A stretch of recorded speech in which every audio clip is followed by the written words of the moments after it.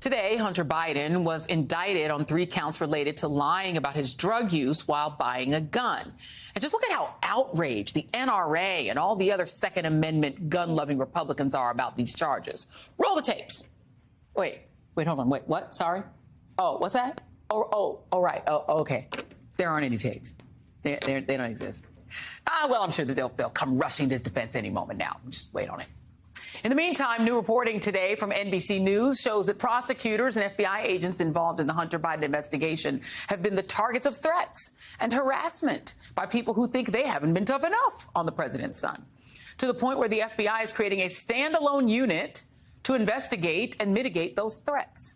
It's just the latest example of a trend we've seen for years, except this abuse is typically aimed at any prosecutor, FBI agent, or judge who dares to investigate the twice impeached, 4 times indicted former president or participate in holding him accountable.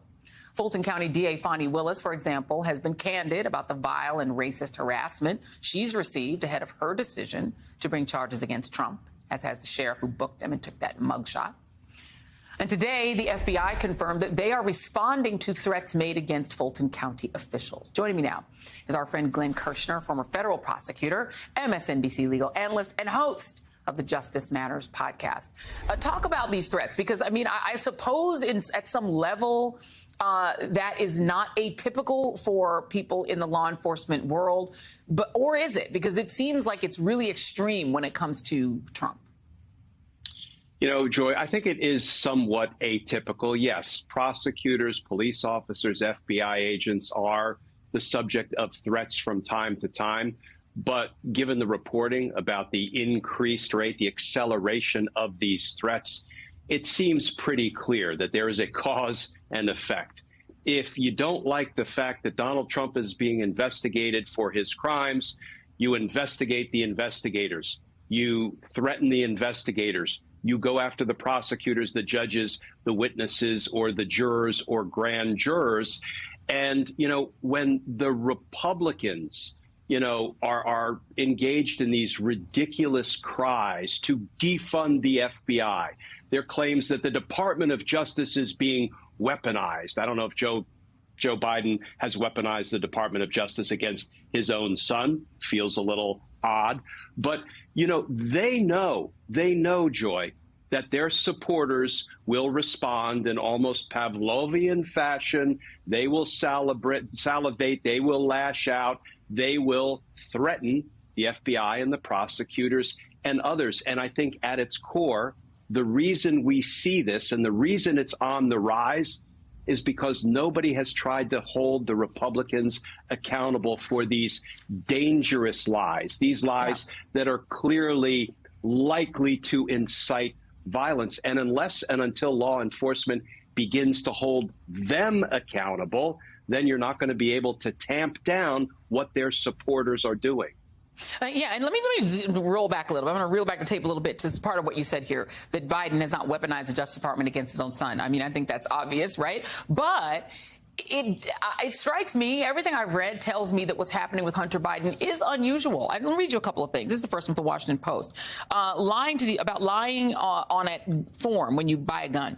According to Justice Department records, the odds of being charged for lying on this form are virtually non-existent. In the 2019 fiscal year, when Hunter Biden purchased his gun, federal prosecutors received 478 referrals for lying on Form 4473 and filed just 298 cases. That's out of approximately 27 million background checks undertaken in a 12-month period. One other thing from the Daily Beast. The particular gun charge the feds brought against Biden is rarely brought as a standalone crime. When the feds do bring this type of case, they come down hard, but it's usually a tool they use to take down tough-to-arrest criminals like militant white nationalists, Islamist terrorists, and narco-traffickers. He is neither of those three. You're a former federal prosecutor. You ever brought a charge like this for somebody filling out a form saying they didn't use drugs and it turns out like they used drugs? Never. And I'll tell you, I had a hard time convincing my superiors to bring even more significant firearms charges. Let me use an example. When a felon is in unlawful possession of a firearm, it's what we call a 922G crime. It is a more significant crime than somebody who misrepresents on a firearms purchase form that they are a user or addicted to a narcotic stimulant or other drug. How many times do you think people fudge their answers on those firearms purchase forms? I had a hard time even persuading my superiors at the Department of Justice to bring more serious gun charges.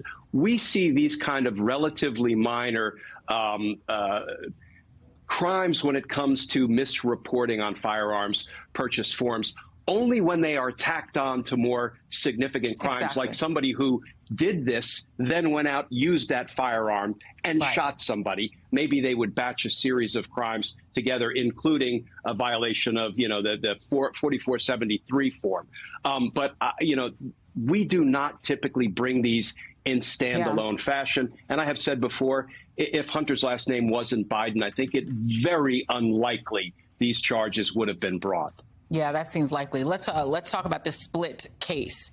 So now you're going to have Chesborough and Powell separate. What are the implications of having them have a trial first? I'm actually kind of glad their trials are going to happen this year because I think people will be able to see really what's going to be the case against Trump. But what do you think? Yeah, there's an upside and a downside. The upside is Trump and all of the other co-defendants will have an opportunity to preview D.A. Willis's case. I have been involved in a series of RICO prosecutions against one gang, but there were so many defendants, we had to break it up into 3 trials. Right. I saw the defense attorneys sitting in the courtroom watching us present our case so they could take advantage of the weak spots. So that is on the upside for Trump and the rest of the defendants. But there's a huge downside, Joy. There will only be 2 defendants in there and defense attorneys representing those 2 defendants, Chesborough and Powell. And you know what those defense attorneys will do? They will attack the evidence only as it directly implicates Chesborough and Powell. But Fani Willis will present the entire RICO case, including the crimes against Donald Trump. But that evidence will go unanswered because Donald Trump will not have a voice in the proceeding. So all of that incriminating evidence against Donald Trump and Rudy Giuliani and Mark Meadows and Jeffrey Clark and the others will pour in, and it will be largely unchallenged. And because the trial is being televised and live streamed, this is one where the court of public opinion will not be won by Donald Trump. Yeah, and you know who's going to be watching it? Me and a whole lot of other people, because I'm definitely going to watch. Glenn Kirshner, thank you, my friend. Much appreciated.